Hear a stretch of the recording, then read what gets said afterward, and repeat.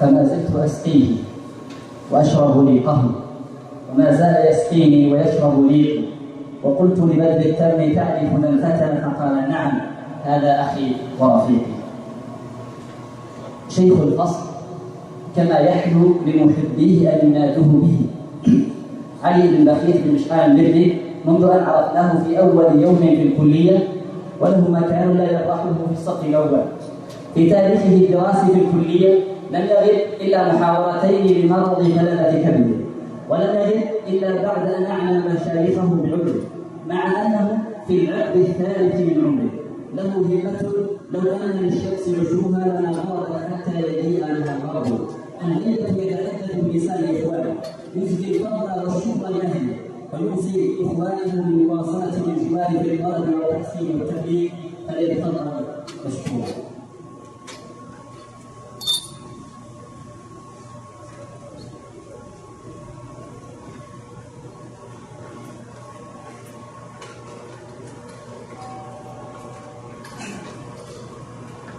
السلام عليكم. الحمد لله والصلاة والسلام على رسول الله. الحمد لله وسلام على عباده الذين اصطفى، واشهد ان لا اله الا الله لا شريك له شهادة تبلغ قائلها من الجنان غرفا، واشهد ان محمدا عبده المرتضى ورسوله المصطفى صلى الله عليه وعلى اله وصحبه وزادهم تعظيما وشرفا.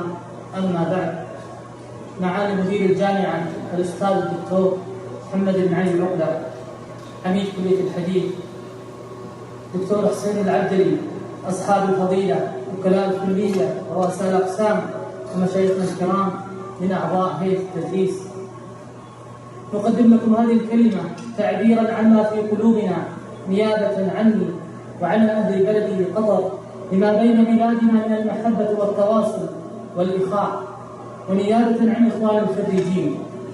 فقد وجدنا في قلوبنا هذا اليوم غبطة ورضا وفرحا وسرورا وحسرة وحزنا. فأما الغبطة والرضا والفرح والسرور فلما وفقنا الله سبحانه وتعالى من الالتحاق بكلية الحديث الشريف في بلد نبيه صلى الله عليه وسلم لتعلم العلم الشرعي، لنكون بإذن الله حصنا للإسلام ودعاة إليه على بصيرة، كما تعلمنا منكم بإخوة عظيمة ومودة وأبوة حانية كريمة، فنشكركم عليها ونسأل الله أن يجعلها في ميزان حسناتكم. وأما الحسرة والحزن فهي على فراق أيامنا الماضية التي كان فيها من الدروس والمجالس العلمية ذات الفوائد الجمة، ولكن لا أقول إلا كيف عن لقائك غاب وجهي، فلم تغب المودة والإخاء، ولم يغب الثناء عليك مني، بظهر الغيب يتبعه الدعاء. فمنا بعد هذا المستوى من يعود داعيا إلى بلده معلما، ومنا من سواه مشواره العلمي ملتحقا بالدراسات العليا، سائل الله عز وجل التوفيق للجميع. أساتذتنا الكرام ومشايخنا الفضلاء، مضت علينا وعليكم هذه السنين بحلوها ومرها وسقمها ومرضها، ونشهد أنكم قد أديتم ما عليكم، وأن هذه الجامعة التي تمكنت من قلوبنا قد أدت هدفها المقصود، فأصالة عن نفسي وعن إخوان الطلاب نشكركم ثم نشكركم ثم نشكركم على كل ما بذلتم من أجلنا.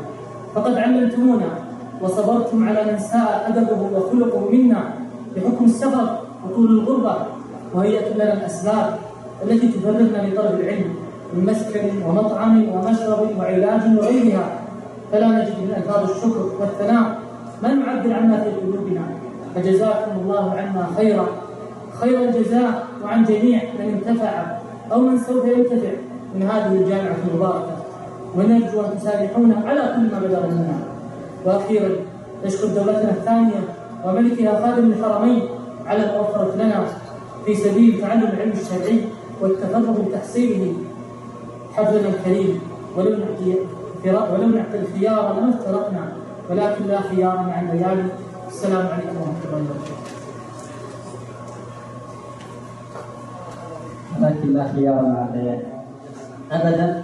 تحن إليكم الأرواح ووصالكم ريحانها والراح، وقلوب أهل ودادكم تشتاقكم، وإلى لذيذ لقائكم ترتاح.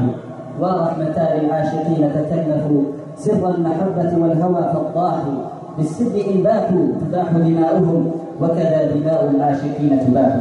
نبقى الآن مع عرض بعض الأنشطة الكلية يقدمها لنا الشيخ محمد الجريري مدير إدارة النشاط. فليتفضل.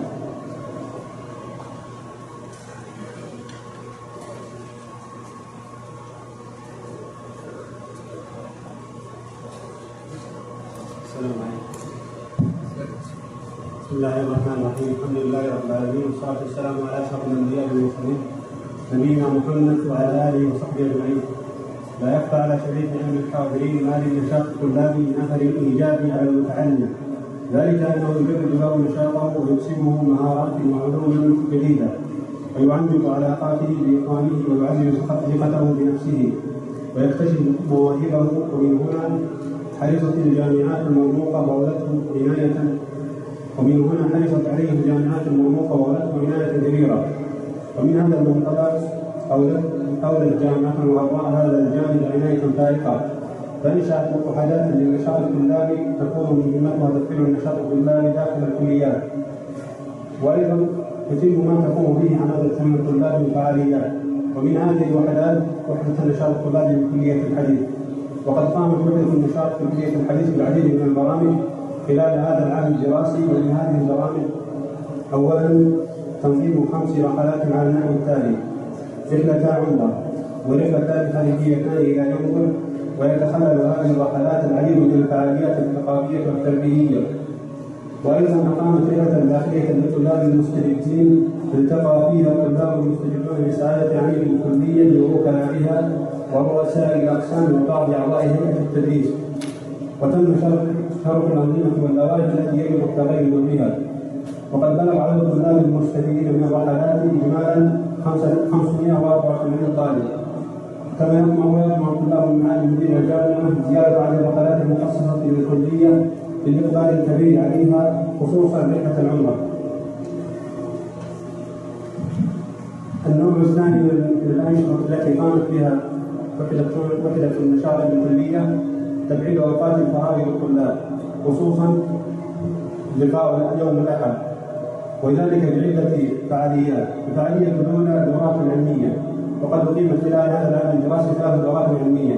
الدورة الأولى شرح حديث جابر في صفة حج النبي صلى الله عليه وسلم، قام بشرحه فضيلة الشيخ محمد بن زيد الجيل وفقه الله.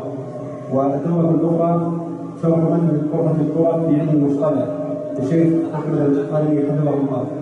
والدورة الثالثة مقدمة تفصيلية في علم المصطلح الشيخ وائل بن فواز الأخير. النوع الثاني من الفعاليات التعريف على بعض الرسائل القصيرة خلال نسخة يوم الأحد، وقد جاء التعريف على جملة من الكتب منها حجة طالب العلم، وقام بالتعريف عليها فضيلة الشيخ عبد الرحمن الشراني وفقه الله. ومنها التعريف على رسالة غاية النفع في شرح حديث قدر المؤمن كمثل قائد شرع بن رجب، فقام بالتعريف عليها الشيخ عبد القيم السلام وفقه الله. وأيضا التعريف على رسالة نور الاقتباس في شرح حديث وصية ابن عباس بن رجب، قام بالتعريف عليه ولد الشيخ عمر بن القدس السفياني وفقه الله. وايضا التعليق على رساله الله بالالفاظ الحديث النبوي للامام الصنعاني، قام بالتعليق على فضيله الشيخ محمد بن هادي المدخلي رحمه الله. النوع الثالث من البرامج التي قامت بتفعيلها وحده النشاط المحاضرات العلميه، واقام جمله من المحاضرات، منها اهميه النشاط الطلابي قام بإلقائها فضيله الشيخ عبد الكريم الرضي وفقه الله. ومنها قواعد وفوائد في شرح الحديث الشيخ عمر الحسيني وفقه الله. وكذلك له محاضرة أخرى بعنوان أدب طالب العلم والكتاب. وأقامت فعالية أخرى كانت هي ختام البرامج، وهي محاضرة بعنوان سيد التابعين سفيان الثوري للشيخ عبد القيوم السلام وفقه الله. وكان هناك عدد من الفعاليات التي كانت مقررة لتقام لكن أقيمت باعتبار لظروف طرأت على المقيم. كما أقيمت مسابقة ثقافية تعنى بالبحث العلمي، وأقيم منها جولتان ورجعت بقية الجولات إلى أجل محدد لاحقا بإذن الله. وفق الله جميعا ما يحب ويرضى، صلى الله عليه وسلم محمد.